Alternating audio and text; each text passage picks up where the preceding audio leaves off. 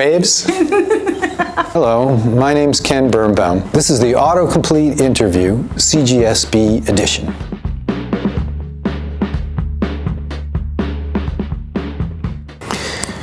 Are plants multicellular? Oh yeah, they are really multicellular. They have, if you turn over a leaf, for example, and you look at those little hairs, each one of those little hairs is a different cell, and there's other cells on the plant that open and close to allow gases to come in and out, and then there are cells that bring water up and sugars down to the root. So there's all kinds of cells in a plant.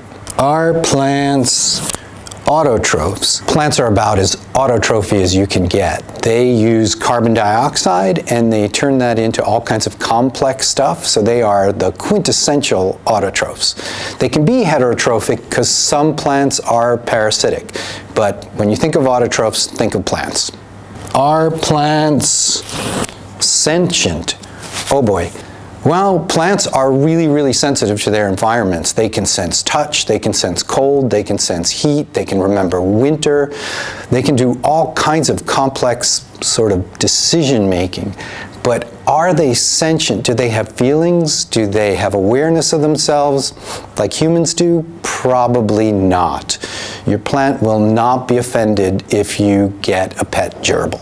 Can plants move?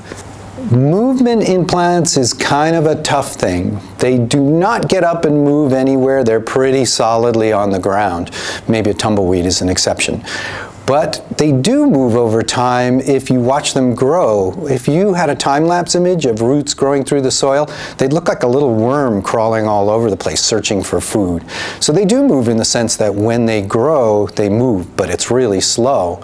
Can plants live forever? Plants don't live forever, but they can live pretty long. The ancient bristlecone pine is probably the longest lived plants. They're out in California on the eastern Sierras, and they can live more than 5,000 years. But then there are some plants that just live a few weeks, so it varies, but sorry, not forever. Can plants grow on Mars? I'm trying to remember the Elton John song. Mars ain't the kind of place to raise your kids. In fact, it's cold, he uses a bad word, as hell. So it ain't such a great place to raise plants either. It's very cold.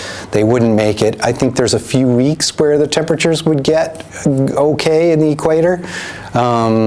So not without some help. Can plants eat humans? Okay, there was a great movie called Attack of the Killer Tomatoes, and there plants ate humans.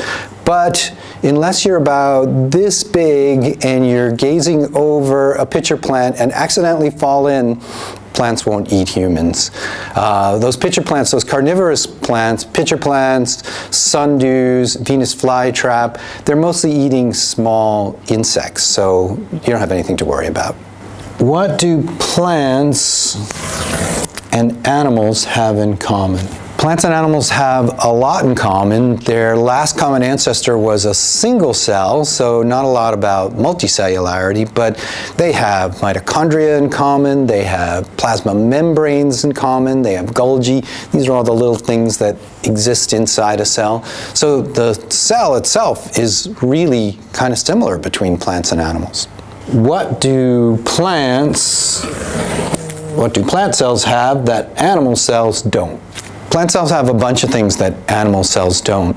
One is a chloroplast, right? And that makes them photosynthetic and really good at producing oxygen. So that's one good thing that plant cells have. Another is a cell wall, which kind of makes their cell more like a soda can, while animal cells more like a bean bag. And then another are these weird little tunnels that run through the cell wall with a really funny word. Are you ready? Plasmodesmata.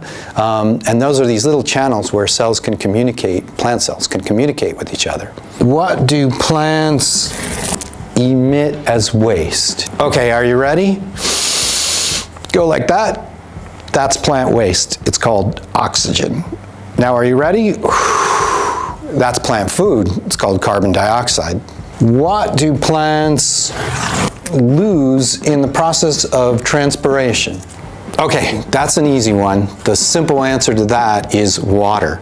Plants lose almost all their water through transpiration, that very last step called evaporation.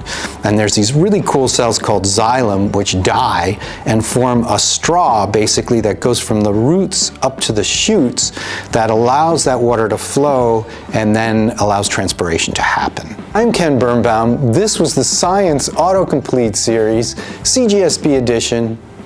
I hope you enjoyed it. And now I say goodbye.